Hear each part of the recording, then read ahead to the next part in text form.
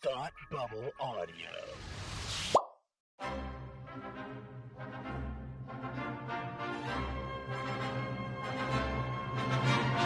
Look, up in the sky! You will never find the more wretched hive of scum and villainy. Welcome to Beer with Geeks with Tim and Frank.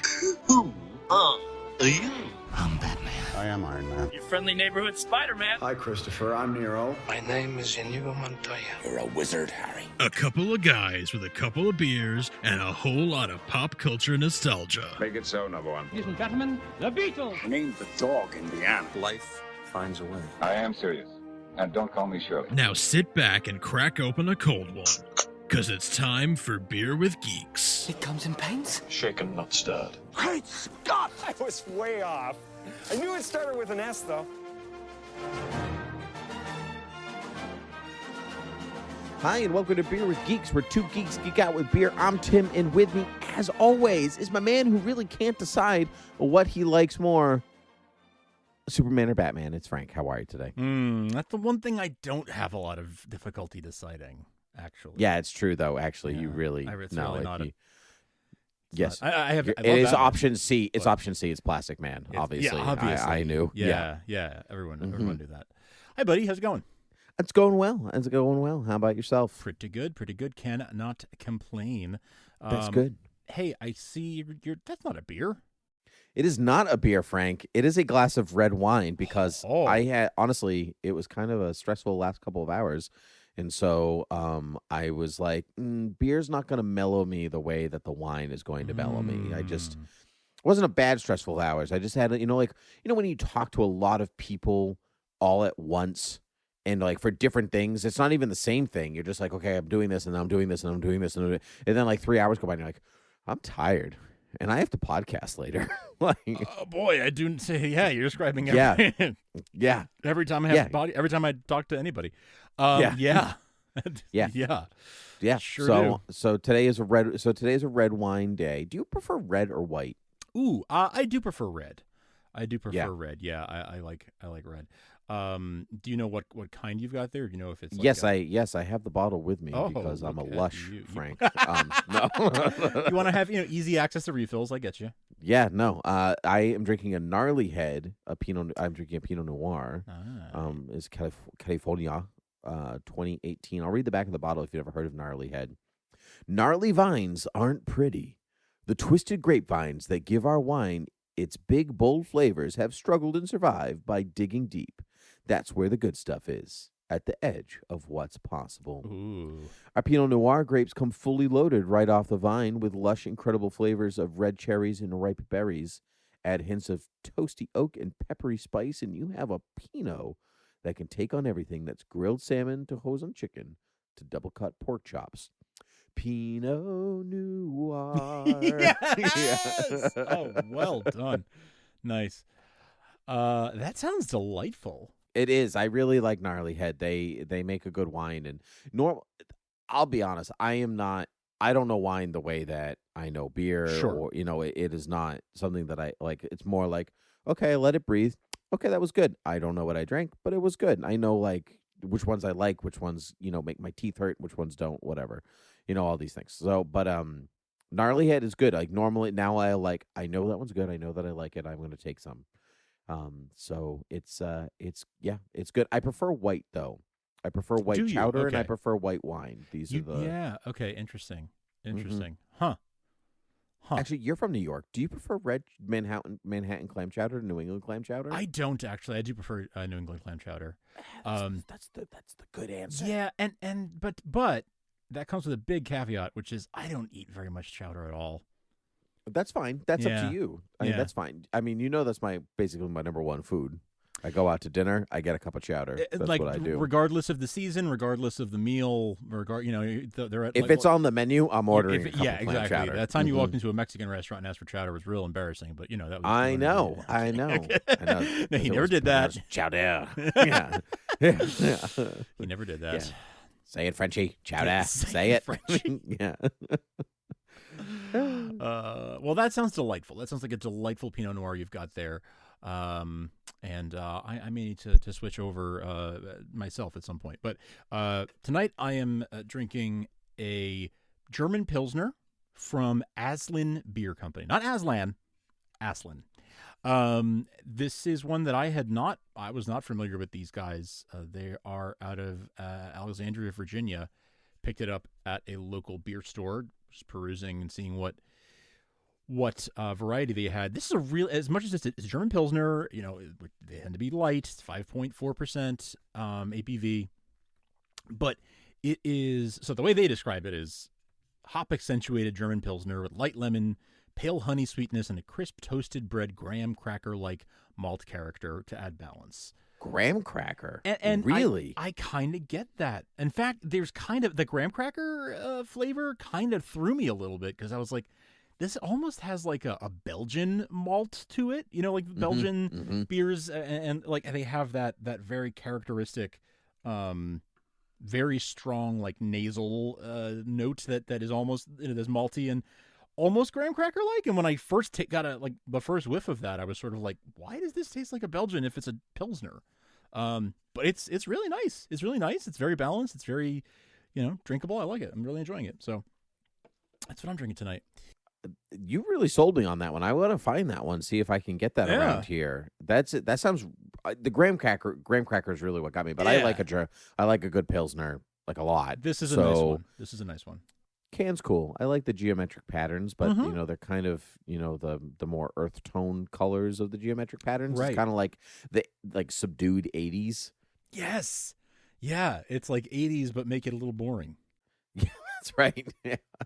It's like, I don't know, Reagan's 80s. Yeah. That's what I'm, It's like, can I just get a little more brown in there? Put some more brown and tan in there. But it's like, what about the neon colors? No, tan. Make it tan. What about orange? Tan is close to orange. No. Tan. Yeah. Make it tan. Make it tan. So, Frank. Yes, sir. Speaking of the 80s, there's this really good movie that came out in the 1980s. It's called Batman. You might have heard of it, directed by Tim Burton, written by Sam Hamm. Right, yeah. So you may have heard of such things. Yes. And previously to that movie, in the 1970s, there was a movie called Superman the Movie. You may have heard of it. Yeah. Starring Christopher Reeve, written by Mario Puzo, among many, many other people, directed by Richard Donner. Tom Mankiewicz, yeah. Yeah, right, of course. So, Frank, did you know that we love those movies oh so very much? Right, that they are superstars in our eyes. They have their faults, but what doesn't? Except for you, of course, you don't have any faults. Wow. Can you tell my wife that? That's the second time someone's told me that today. Could you please? Yeah, I'll text her. I'll text her right now. That'd be great. Thank you. Oh, you're such a lifesaver. Your husband has no faults, despite what you say, and anything you can and say will be used against you in a court of law. Yes, okay, that's perfect. Thank you. Gotcha. Oh, okay, wonderful. You're welcome. So anyway, DC just announced, like hot off the press, for where we are in our lives right now, that they are doing 2 digital first series, Superman 78 and Batman 89, and we are continuing into the world of these films. Batman 89 is going to be written by the screenwriter of Batman 89, Sam Hamm. He also did a draft of Batman Returns, which was kind of bonkers. They toned it down a little bit, if you can believe it. And then drawn by Joe Quinones, and who is, I want to say, is actually from the Boston area, if I'm not mistaken. And then Superman 78 is going to be written by Rob Venditti, who is who's been working at DC for a long time now. He did a run on Green Lantern, and that was very good. His Hawkman series that just ended was awesome. It was so good. And artist WILFREDO TORRES. So, Frank, let's talk about Superman 78 first. Let's go chronological order here. Sure. Are you excited? I should really ask. I'm super excited. So I didn't know about this until you told me about it today. The news just dropped a little bit before we while we were talking earlier today. Yeah, I'm very, very excited about this. So, I mean, so the plan is to, I mean, this is adaptation or this is continuation? This is continuation. Okay. So it's like basically the 6 weeks Smallville. that follow. It's like Smallville season 11. Right. It's like the 6 weeks that follow the end of each movie. I no, actually no. I think it's just it's a 6. It's 12 issues for each one, and they're dropping 6 issues early. I think what it is, but they're picking up Superman 78. They're picking up after the first movie, so it's between Superman 1 and 2. So Lois Lane does not yet know that Clark Kent is Superman, so on and so on and so on and so on. And Batman 89 picks up after Batman Returns. Interesting. And so I don't know if it's specifically like a 6-week period. I think it's just coming out over a 6-week period. That's what I wasn't clear on. Okay. I'm very excited. These writers and artists matchups, first of all, are like awesome. Mm-hmm. The art that they have released already looks incredible. Yep. Yeah. Well, Joe Quinones pitched a Batman 89 digital first series for DC a couple years ago. Like he circulated the art out there after they said they rejected it and blah blah blah. And so like he's so good. He did Dial H for Hero for DC. He's done some Harley Black and Red. Gosh, what else did he do? I'm blanking, but anyway, he goes for character likeness, which I really like. But he does this blend. So like he released some of what he is like, some of his early mock-up designs online, and so like the Batman costume it's a nice aesthetic blend of 89 and Batman Returns. Yep. But it's got like a navy blue cape behind him. The lining of the cape. Yeah, it's very chic looking. Actually, it's almost like that's a good Batman suit.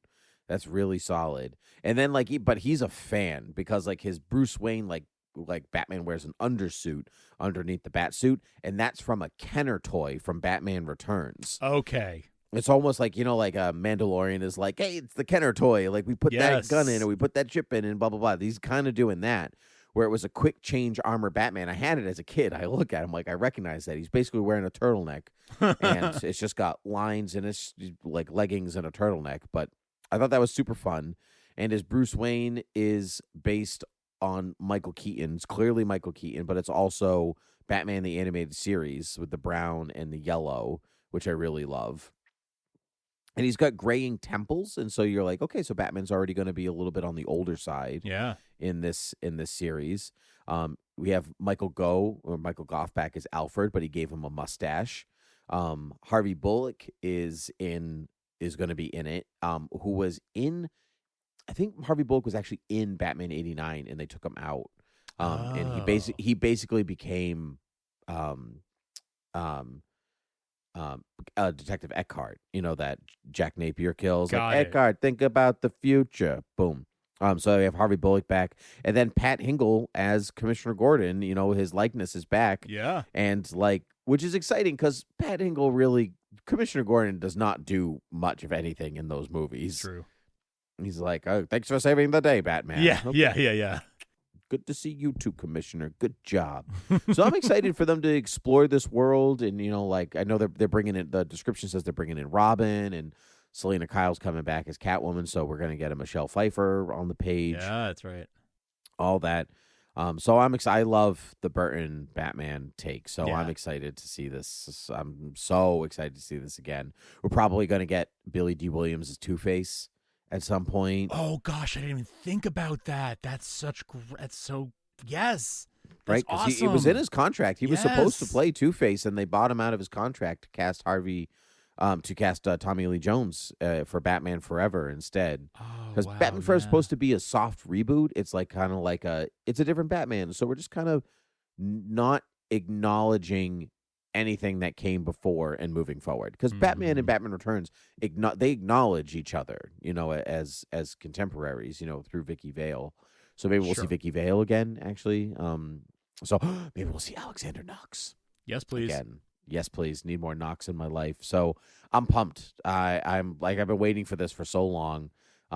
It's a digital first series, right? So, but if you're not a digital reader, it's going to come out monthly. So they do the digital, and they do they collect them, do a monthly book, and then the whole collection is coming out for Batman in October and Superman in November. That's so exciting.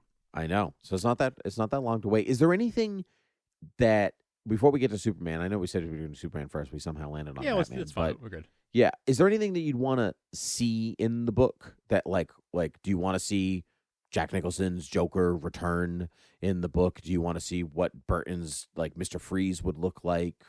Well, now I want to see Billy D. But no, I do want to see. Actually, yes, I would like to see Mr. Freeze.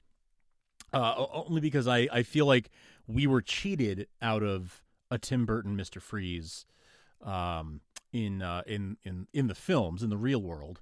And so I feel like this is our one shot to make good on that and actually get to see that. Because like if you saw, I mean, what he did with the Penguin and the Joker for that matter, but especially Penguin, can you imagine it's unique to his universe for sure, to that version, right? And so I would the scariness of what his Mr. Freeze might look like. I would really like to see his Ra's al Ghul.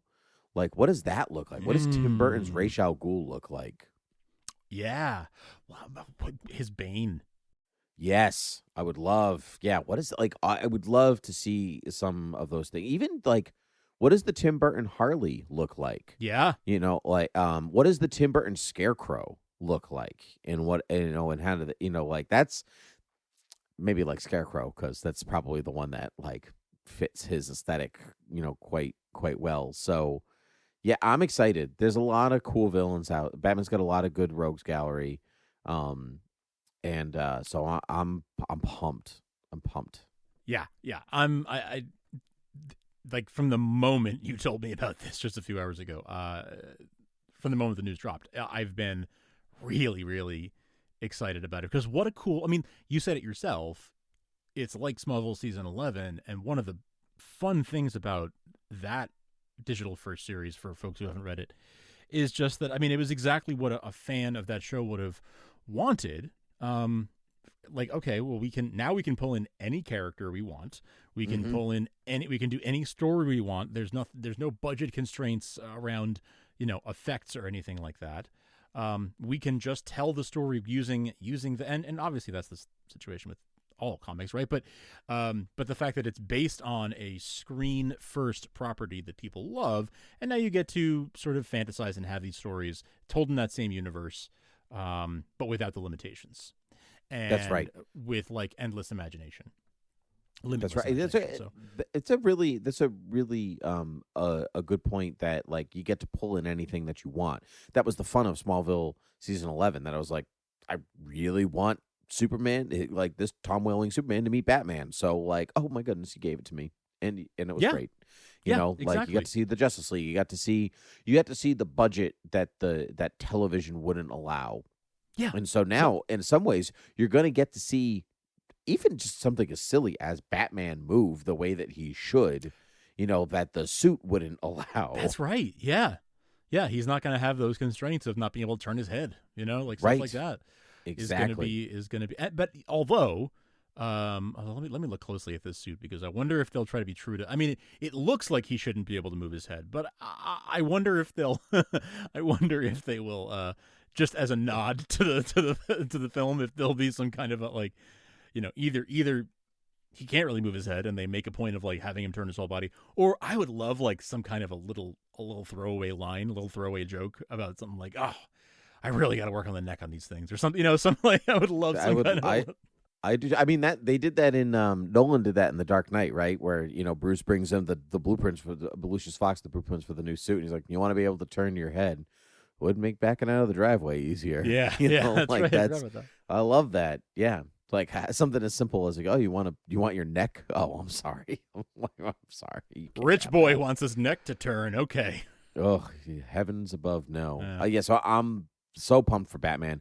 I am also pumped for Superman 78, but I want to know, what do you want to see? Because this is pre-Superman 2. Yeah. This is pre-Phantom Zone, the release of General Zod, such.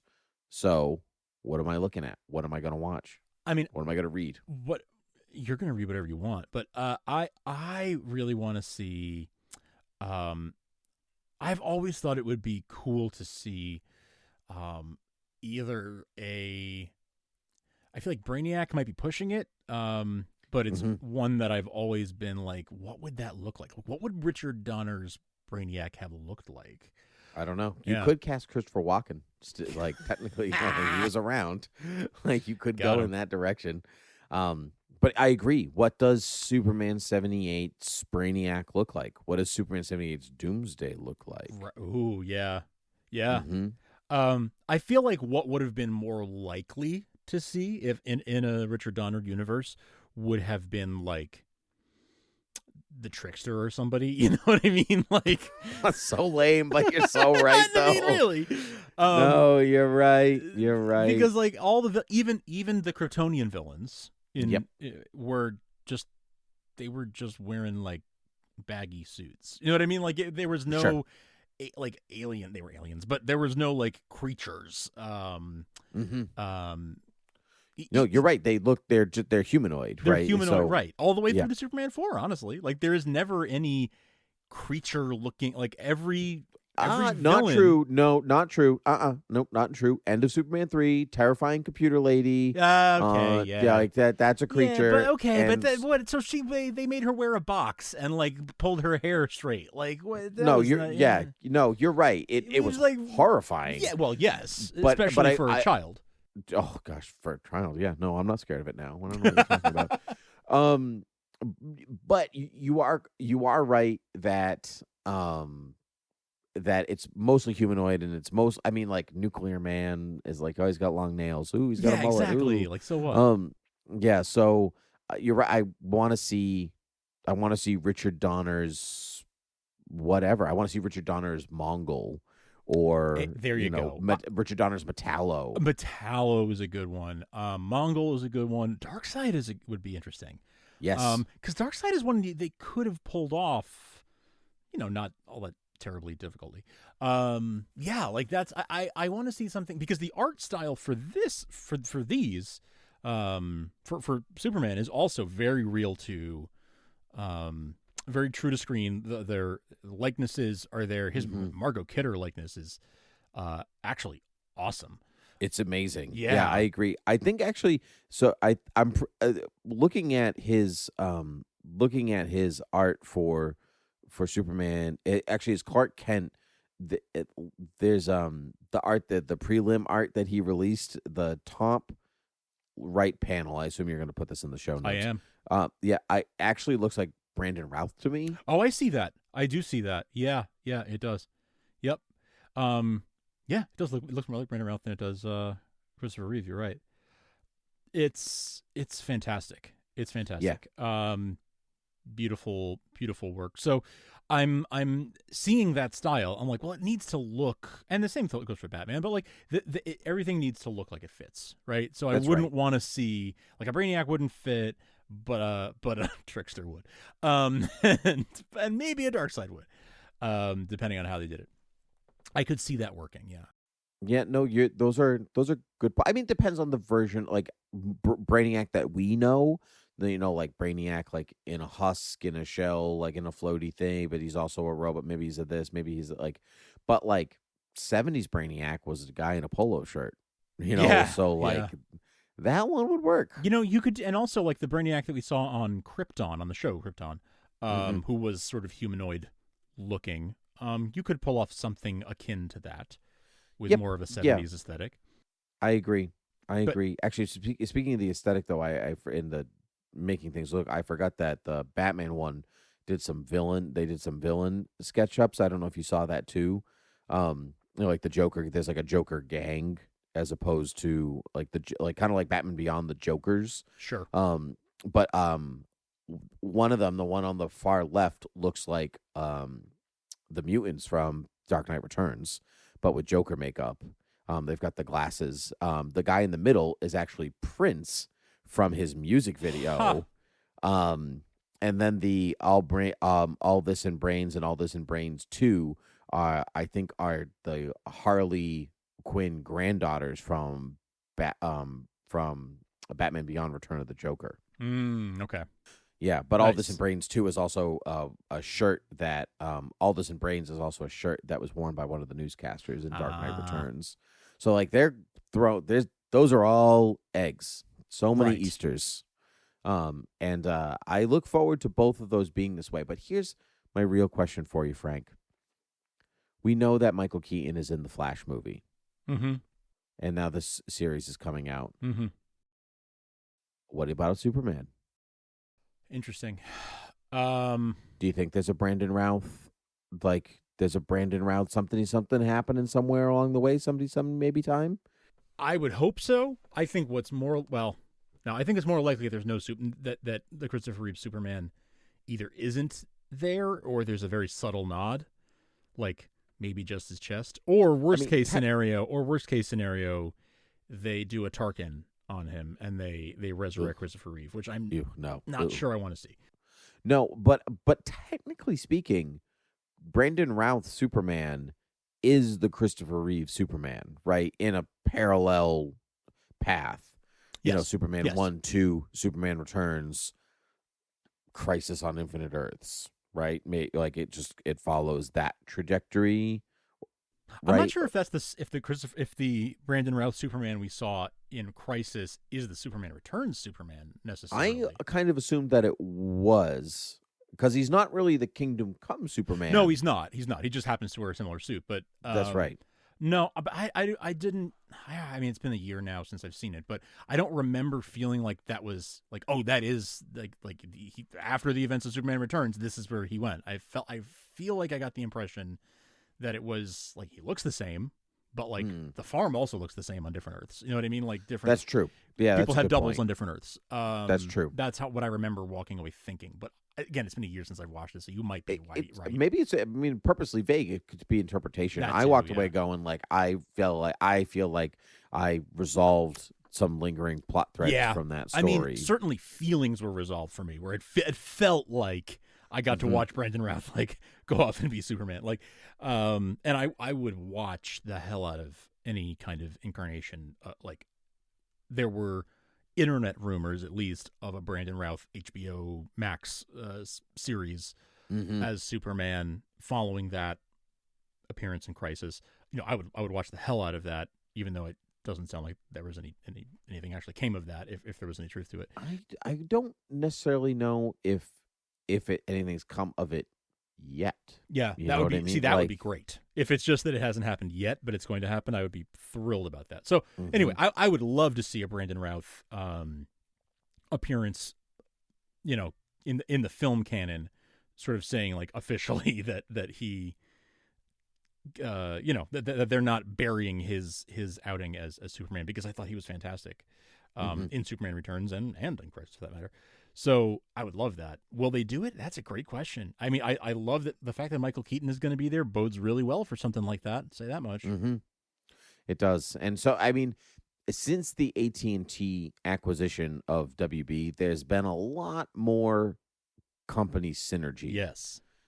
Like just way more than there had been in the past. And so I feel like something like this Batman 89 concept that was pitched and rejected but is now accepted is not an accident, especially since we know that Michael Keaton is back for The Flash. So, like, did you throw Superman in there just because you should throw Superman 78 in there? They had success with Batman 66 and Wonder Woman 77. And, you know, like, so are you just continuing that thread forward? Are you trying to gain good graces for those who are not interested in Zack Snyder's Justice League? So you're doing something, you know what I mean? Like you're doing something else. So it's like everyone can come and play at DC. It's okay. You can all just like different things. That's okay. Yeah. Like, it does seem like, I mean, especially after Crisis, they did bring together the TV and film universes, right? That's like right. They had the different Earths be folded into to this one. So you could have a post-Crisis world where there's a mix and match of different. There's some Earth out there that has a weird it's got Michael Keaton is the Batman, but Brandon Routh is the Superman, and they're 30 years apart in age, and like it's just a weird reality where they're all different ages and it's all different people from different versions, and they're all living on the same Earth because weird outcome of Crisis, right? That's right, because Crisis didn't fold everything into one Earth. It folded some of them into one Earth. It basically folded the CW shows into one Earth. Exactly. And everything else is its own. Swamp Thing's its own thing. Titans its own thing. Doom Patrol's its own thing. Which they showed us at the end of Crisis, right? They showed us That's right. the Earths that were a bunch of Earths that were out there. Mm-hmm. So yeah, I mean, I was shocked that they brought the two Flashes together in Crisis. You know, I did not see that coming at all. I was floored. Mm-hmm. So, you know, once they've done that, and that completely floored me, anything's possible at that point. It's true. So you know what? Yes, Brandon Routh is going to be Superman in that movie. You heard it here first. That's right. Take it on line. Yeah. I like it. I like it. All right. Getting Kevin Spacey back? Probably not. No. Frank, this has been awesome to chat with you about such things that we are excited about here on Beer with Geeks. If people are also excited about them and they want to drop us a line, where can they find us? It's a great question, Tim. Well, beerwithgeeks.com would probably be the first place I would look personally. I mean, I don't know these things, but I'm just guessing. Beerwithgeeks.com, I would think there's probably links there to like subscribe in Apple Podcasts or Overcast or, you know, any podcast app you like. I would think there's probably links there to patreon.com/thoughtbubbleaudio where you can support the show for as little as $1 a month, get bonus content. I would think you could probably, you know, contact us. There's probably a contact page there, or, you know, beerwithgeeks@gmail.com or @beerwithgeeks on Twitter. Gosh, I mean, you could probably even find links to Thought Bubble Audio where you could see, you know, lots of our other shows, including our brand new show, The Gospel According to Lucas, which launches today as this episode is released. Yeah, it does. So you could probably find all kinds of things if you just went to beerwithgeeks.com, I would think. And ratings and reviews, probably find links to those too. Those are all good things, Frank. Those were all excellent things. This is just what I hear in the grapevine. You know, I don't know. I can't confirm, but that's what I hear. You can confirm that Brandon Routh is coming back as Superman, but you cannot confirm that if you type in beerwithgeeks.com, it will bring you to anything particular. Yeah. I see what you're about. Well, Frank, thanks for joining me here today, as you do every week. And so until next time, cheers.